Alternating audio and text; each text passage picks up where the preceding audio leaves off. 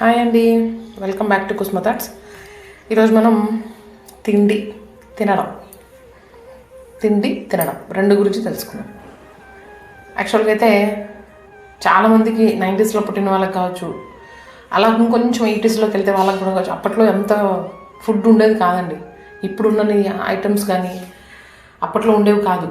సింపుల్గా ఏదో ఇంట్లో స్నాక్స్ అనేది అసలు లేదు. మీకు తెలుసుంటే ఇప్పుడు దొరికిన స్నాక్స్, ఇప్పుడు దొరికిన తిండ్లు, ఇన్ని అంగళ్ళు అసలు అప్పుడు ఉండేవి కదా. ఇంట్లో ఏది ఉంటే అది తిని చేసుకుంటారు. కానీ అప్పుడు వాళ్ళే స్ట్రాంగ్గా ఉంటారని చాలా ఇదిగా చెప్తారు కదా. ఇప్పుడు వాళ్ళు కూడా ఈ స్నాక్స్ తినడము, అవి తినడము, దానివల్ల ఆరోగ్యం చెడిపోతుంది అనేసి ఎంతమంది అనుకుంటున్నారో తెలియదు. కానీ తెలిసినా దాన్నే తింటున్నారు. ఇది గొప్ప చేంజింగ్ అనమాట. అఫ్కోర్స్ 80స్లో ఉన్న వాళ్ళు, 90స్లో ఉన్న వాళ్ళు ఇప్పుడు తినేదానికి కొంచెం ఇష్టపడుతున్నారు. కానీ ఇష్టపడినా పాపం వాళ్ళ హెల్త్ కొంచెం సహకరించట్లేదు. చాలామందికి తినాలని అయితే ఆశ, కానీ తినలేని టైము, అలా అయిపోయిన పరిస్థితి.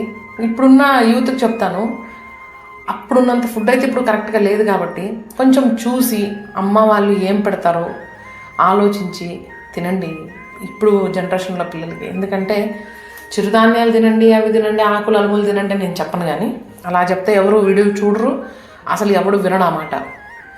మీ లైన్లోకే వచ్చి చెప్తాను. చికెన్ తినాలి, మటన్ తినాలనుకున్నప్పుడు రాగి ముద్దతో తినడం బెటర్. ఆ తర్వాత సంగటి ఎప్పుడైనా సరే రాగితో చేయడం, సజ్జలు, రాగి, జొన్నలు ఇవన్నీ 3 మిక్స్ చేసి అమ్మ వాళ్ళు పట్టించి పెట్టి, అమ్మ వాళ్ళకు కూడా చెప్తున్నాను వినేవాళ్ళు, ఆ 3 కలిపి పెట్టి సంగటి ముద్ద చేసి పెడితే పిల్లలకి చిన్నగా అలవాటు అవుతుంది. డైజెస్టింగ్ పవర్ కూడా పెరుగుతుంది నిదానంగా. కొంచెం కొంచెం పెట్టి అలవాటు చేయండి, కొంచెం వాళ్ళే స్ట్రాంగ్ అవుతారు.